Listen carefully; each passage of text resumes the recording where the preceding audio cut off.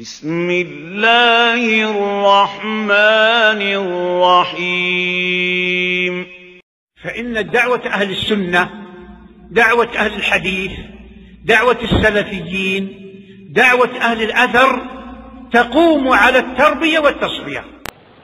شیخ صاحب نے بتایا نا، شیخ صاحب نے وہ بزرگوں نے سوال کیا تھا جی امام ابو حنیفہ جو ہے وہ پہلے کے ہیں اور امام بخاری کیا ہے بعد کے ہیں. جو پہلے کے ہیں تو چلو ان حدیث کی کتابوں میں سے کسی ایک میں ان کا نام تو آ جاتا سند کے اندر. جن کتابوں کو مدرسوں میں پڑھایا جاتا ہے اور دورہ حدیث کرایا جاتا ہے، جس مدرسے میں دورہ حدیث نہ ہو، بخاری نہ پڑھائی جائے، اس کو چندہ کوئی دیتا جی؟ ان کو کہنا چاہیے کہ ہم دورہ فقہ کرائیں گے، دورہ ہدایہ کرائیں گے، دورہ در مختار کرائیں گے، کنز الدقائق کرائیں گے، شرح وقایہ کرائیں گے. لکھیں اشتہار، چھاپے، دیکھیں کون آتا ہے پڑھنے کے لیے.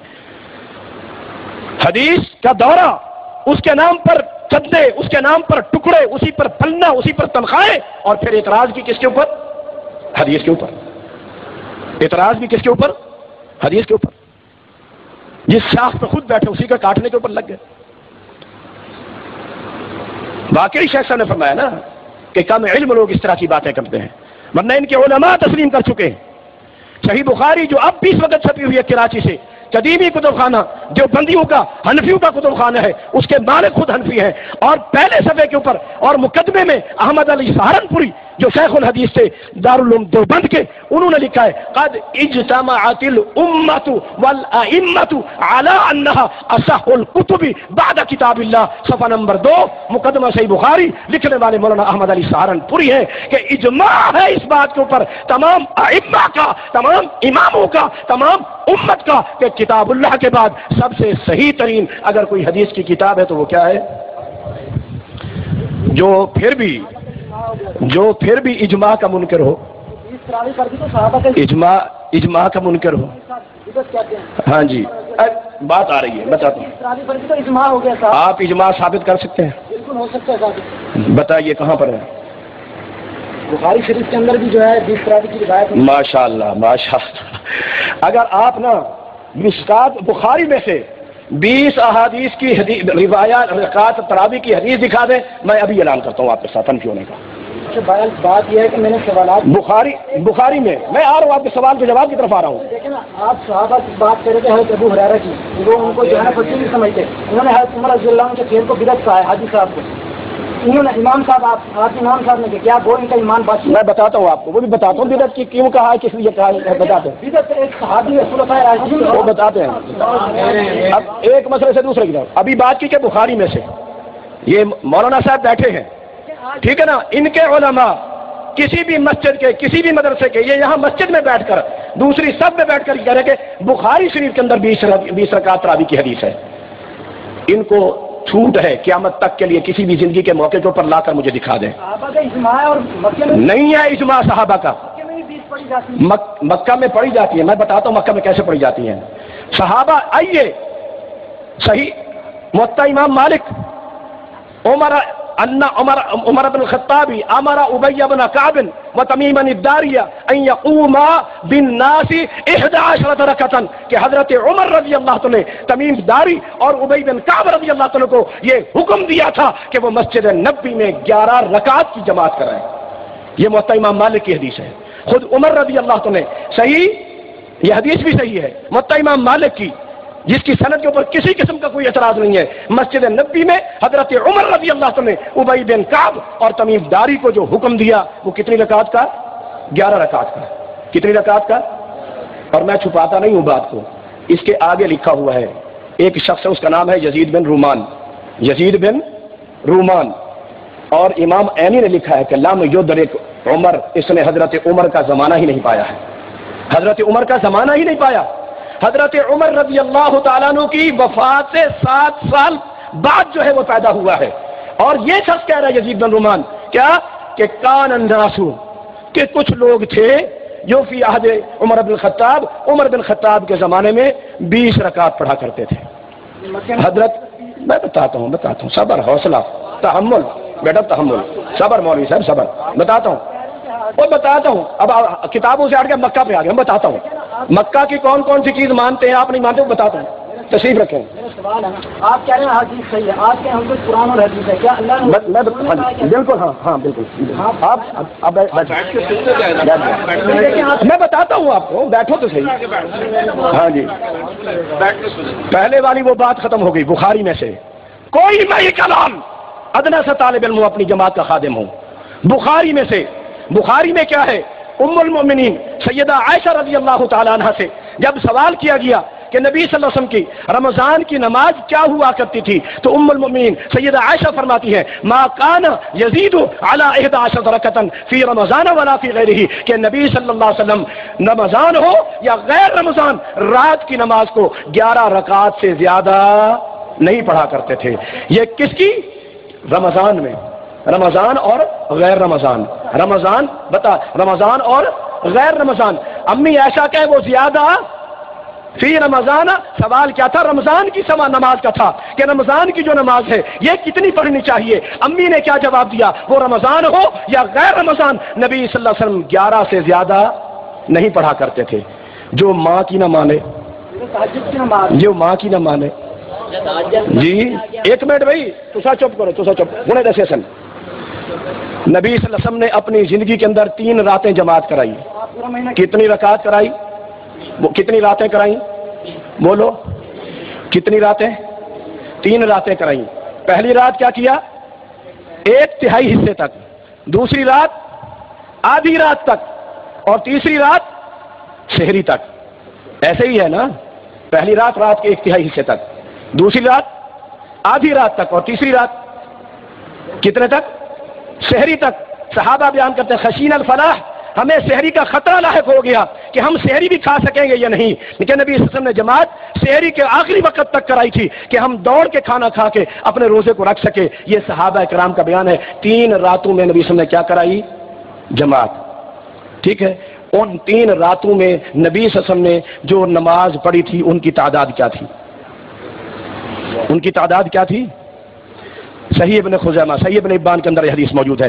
سیدنا جابر رضی اللہ عنہ بیان کرتے ہیں صلی لنا رسول اللہ صلی اللہ علیہ وسلم 8 رکعات و 3 وتر، کہ ان راتوں میں نبی صلی اللہ علیہ وسلم نے ہمیں 8 رکعات اور 3 وتر پڑھائے. 8 رکعات اور 3 وتر پڑھائے.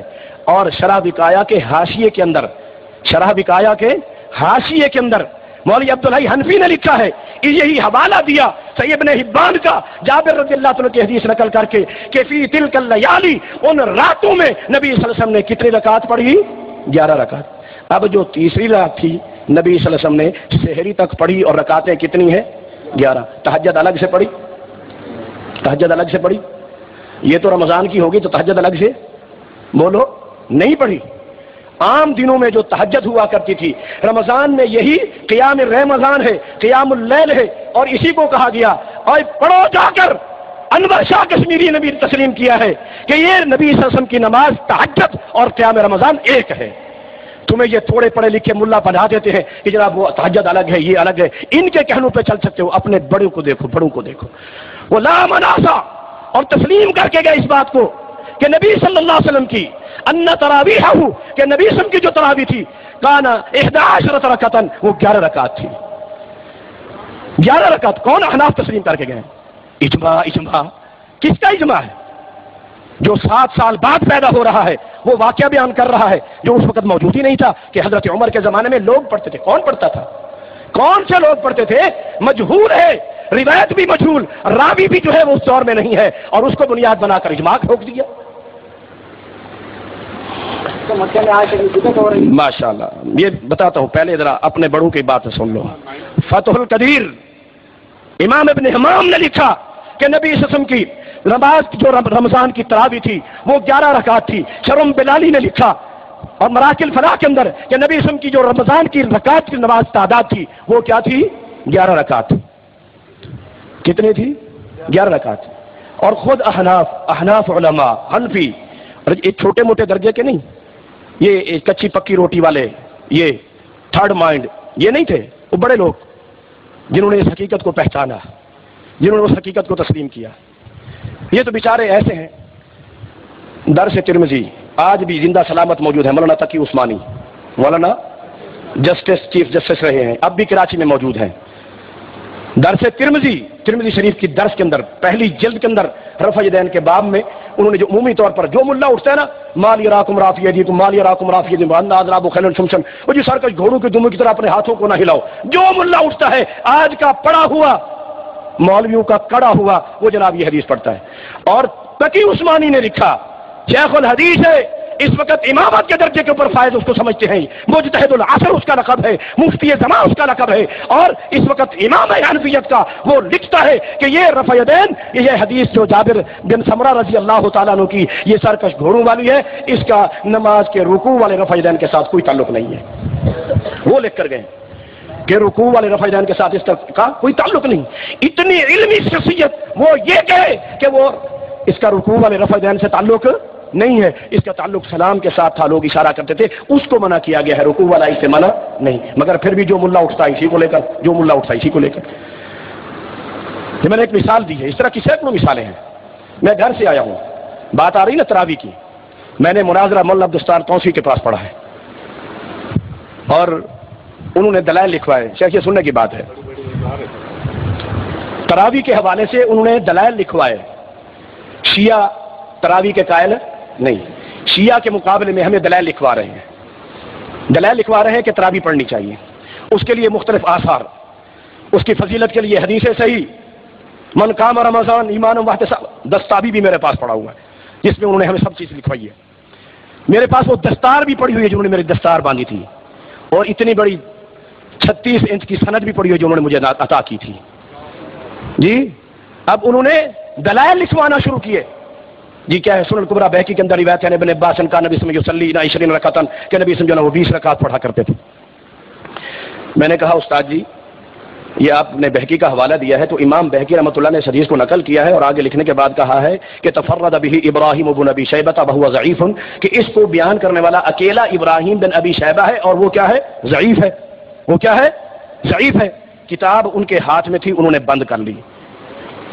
کہنے لگا تو ایویں گال کر دینے تینوں پتہ کسے شاید نہیں ہوندا، میں تھانوں آکھیا کہ بغیر ثبوت دے گل نہ کیتی کرو، مینوں ثبوت دے۔ میں کہا سی تساں کتاب دو، آکھے اپنی لے آ۔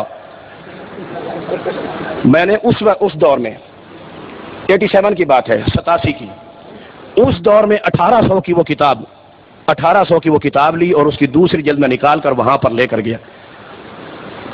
مختلف اقوال نقل جو لکھوائے ہیں کہ اس زمانے میں لوگ 20 پڑھا کرتے تھے، ایک قول لوگ 41 پڑھا کرتے تھے، 39 پڑھا کرتے تھے اور 27 پڑھا کرتے تھے۔ یہ سارے دلائل لکھوائے انہوں نے، یہ سارے دلائل، میں نے سارے کو اوپر بحث کی۔ کہنے لگے تھوڑا سارا فیصلہ قیامت نمہار ہو سی۔ میں کہسی او کی میں کہ تساں 8 پڑھ دے ہو اساں 20 پڑھ دے ہیں، یہ قیامت نمہار 8 ہویاں تاں 8 تو ساڈیاں تھی ویسن، 12 ساڈا نفلی ہو سن، جے 20 ثابت ہو گئیاں تساں تا 8 پڑھ دے ہو، باقی 12 کتھوں لے آسو؟ باقی 12 کتھوں لے آسو؟ میں آخیا جڑا تساں 41 تے 39 تے 43 والا روایتاں لکھوایا نا، اگر یہ قیامت نمہار 41 تے 39 تے 43 ثابت تھی گئیاں تساں باقی کتھوں لے آسو؟ جی تساں باقی کتھوں لے آسو؟ اللہ کے گھر میں کھڑا ہوں۔ بالآخر کیا کہتے ہیں؟ شیعہ کو یہ جتنی تمیز نہیں ہوندی جو سارے انہاں دلائل دے اوتے ایسا اعتراض کریں کہ یہ روایت ضعیف ہے یا ان دے جرح ہے، ان فلاں راوی ضعیف ہے۔ شیعہ کو اتنی تمیز نہیں۔ لیکن اگر کوئی شیعہ اعتراض کرے ان حدیثوں کے اوپر جو ہم نے لکھوائی ہے نا، 20 والی یا 39 والی 41 والی، اگر اس پر کوئی شیعہ جرح کر بھی دے، کوئی عالم ایسا آ بھی جائے، تو مطلقاً تراویح کو ثابت کرنے کے لیے ہم وہ دلائل پیش کر سکتے ہیں جن سے اہل حدیث دلیل پکڑتے ہیں، مطلق تراویح کو ثابت کرنے کے لیے۔ پہلے تو شیعہ میں سے کسی عالم کو جرأت نہیں ہے کہ ہمارے ان حنفی دلیلوں کے اوپر اعتراض کرے، کوئی نہیں کر سکتا۔ اگر کوئی کر بھی دے، اتنا پڑھا لکھا اگر کوئی شیعہ آ بھی جائے تو مطلق تراویح کو ثابت کرنے کے لیے شیعہ کے مقابلے میں پھر ہم ان دلائل کو پیش کر سکتے ہیں جو غیر مقلد حضرات پیش کرتے ہیں۔ اتھاؤں والے مشکل کشا اساں انہاں دے، اساؤں والے مشکل کشا۔ اب آئیے بات حضرت صاحب نے فرمائی مکہ کے اندر، مکہ میں بھی اور مدینہ میں بھی، مسجد نبی اور مسجد الحرام میں 20-20 रकात पढ़ी जाती हैं। सिर्फ 20-20 भी नहीं, आखिरी अशरे में 11 रकात, बोलो और भी क्यों आयशा 33 रकात, आखिरी अशरा, आखिरी 10 दिन 23 नहीं बल्कि कितनी? फिर तुम भी पढ़ो, पूरा महीना तो 20 करनी चाहिए, बाकी 10 दिन जो दलील बनाते हो तो पूरी बनाओ। ये क्या अफतुमिनूना बिबाज़िल किताबी व तकफुरूना बिबाज़, बाज़ को मानना है, बाज़ का क्या करना है? इनकार करना है। फिर 33 भी पढ़ो। इजमा टूटा, घर कमजोर हुआ तुम्हारा अगर मक्के को इस्तेदलाल करते हो। अब आओ, मक्का में अजान और तकबीर उन्हीं तरावी से पहले जब इशा की जमात होती है उस वक्त तकबीर डबल होती है या सिंगल होती है? बोलो। और वही जो 20 तरावियां पढ़ी जाती हैं उनमें रफ़ा-यदैन भी करते हैं या नहीं करते? आमीन ऊंची करते हैं या नहीं कहते? हाथ सीने पे बांधते हैं नहीं बांधते? रुकू के बाद भी बांधते हैं या नहीं बांधते? और हाथ भी कुनूत में उठाकर दुआ करते हैं या? करो तुम भी, वो इमाम के मुकल्लिद है ना, तुम भी करो, तुम भी करो। इमाम अब अगर 20 पढ़नी है, अब आइए आयशा बैठे हैं, 12 साल से ज्यादा अरसा हो चुका है सऊदी अरब के अंदर अल्हम्दुलिल्लाह। सऊदी अरब की मक्के और मदीने की इन 2 मस्जिदों, मस्जिद नबवी और मस्जिद हराम, इनके अलावा मक्का शहर या मदीना शहर या पूरे सऊदी अरब में से किसी भी एक मस्जिद के अंदर कोई इमाम अगर 20 पढ़ा दे उसको सीधा जेल भेज देते हैं, जेल भेजते हैं। कानून है वहां का, कानून है वहां का। जो पढ़ाए 20 क्या जाता है? पता चला ये मजहब नहीं है, 20 उनका मजहब नहीं है।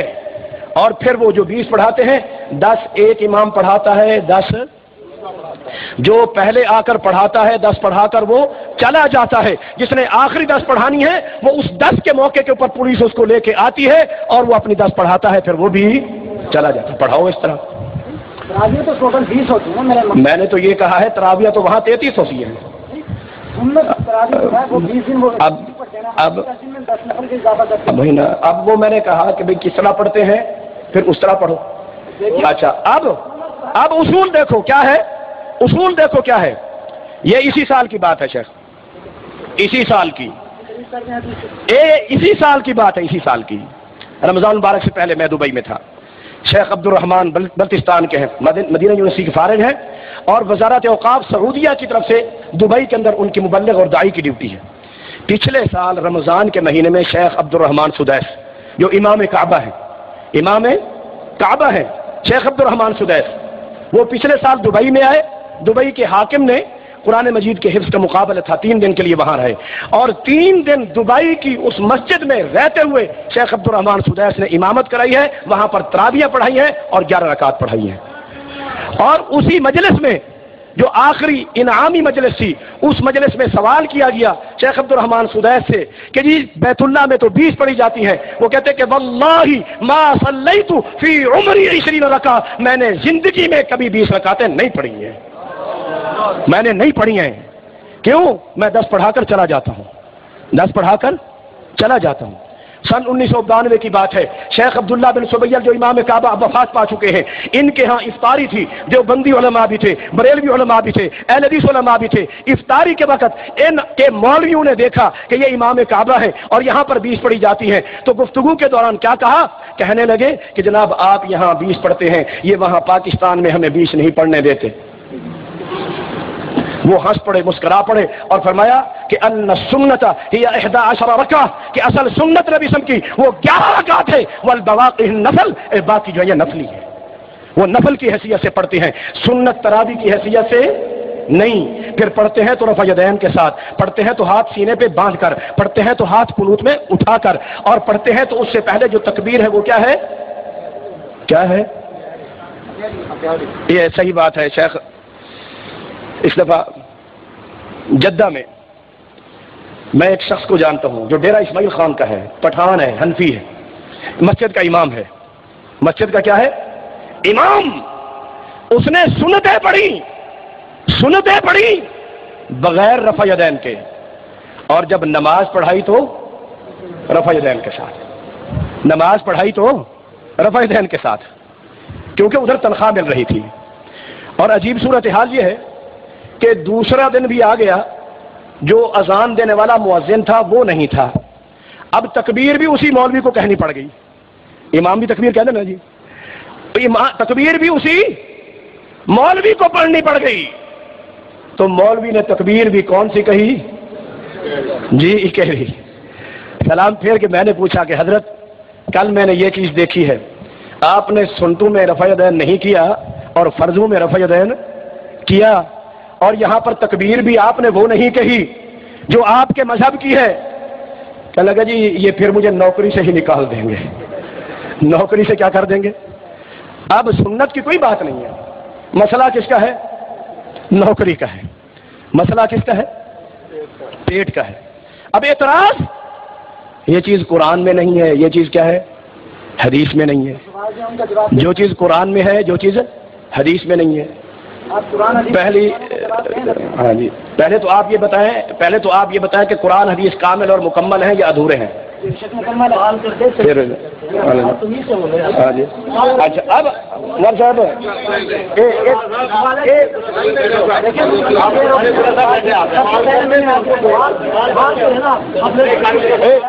والد اللہ صاحب آپ بھی پڑھتے رہے، یہاں تمیز یہ سکھائی جاتی ہے، آپ بات نہیں کریں، یہاں کوئی مسئلہ نہیں، تمیز ہی یہی سکھائی جاتی ہے، کوئی مسئلہ نہیں ہے۔ آپ نے خان صاحب بہ بجو، ہاں جی ایک منٹ، قرآن بھی کہتا ہے ہاں جی انشاءاللہ اچھا جی اب سنیے جی، مسائل پر ایک قرآن کی آیت ہے، ایک حدیث پر۔ اب آئیے، اب تراویح کا مسئلہ بھی تو آپ نے چھڑا ہے، میں نے تو نہیں چھڑا۔ اب ان سوالوں کے جواب کی طرف آ رہے ہیں، تراویح کا مسئلہ کس نے چھڑا؟ بولو، کس نے چھوڑا؟ کس نے چھیڑا؟ امام صاحب نے حضرت عمر رضی اللہ عنہ کے عمل کو بدعت کہا ہے، حدیث صاحب کو بھی بلا لیں، وہ سامنے ہو جائیں۔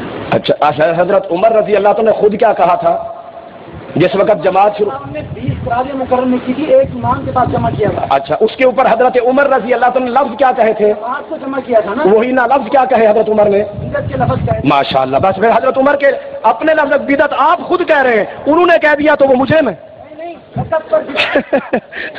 حضرت عمر کا عمل تھا نا، حضرت عمر نے اپنے اسی عمل کو جو ایک امام پر کیا کیا؟ جمع کیا، اسی عمل کو حضرت عمر نے خود کیا کہا؟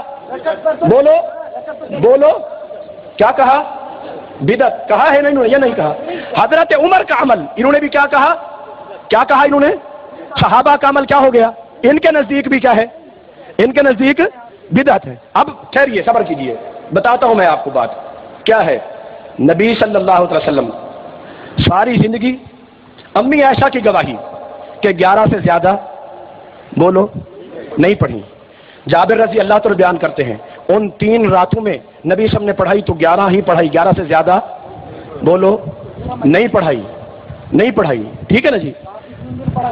ٹھیک ہے، اب آئیے، نبی صلی اللہ علیہ وسلم نے 3 راتیں جماعت کرائی، باقی راتیں جماعت، چوتھی رات صحابہ انتظار کرتے رہے، نبی صلی اللہ علیہ وسلم نکل کر باہر تشریف نہیں لائے، یہاں تک کہ سحری ہو گئی، صبح کی نماز پڑھانے کے لیے آئے، جماعت کرا دی، نماز سے فارغ ہو کر سلام پھیرنے کے بعد نبی صلی اللہ علیہ وسلم نے کیا فرمایا؟ سمعت تلحنحکم، میں تمہاری کھانسی کی آواز سنتا رہا جو تم پیچھے کھانستے رہے، کہ بھئی اس اشارہ تھا اس بات کی طرف کہ میں آ جاؤں۔